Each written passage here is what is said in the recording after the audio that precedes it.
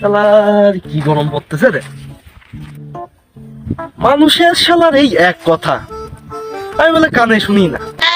দেশে কোথায় কি হচ্ছে সব আমি কানে শুনি, আর শালার মানুষ কি সব বলে। কাশেম ভাই না মনে হয় তো যাই তো দেখাটা করে আসি। কাশেম ভাই ভালো আছো? আমি তো দাঁড়ায় আছি, আমি কি কইছি আমি বসে আছি।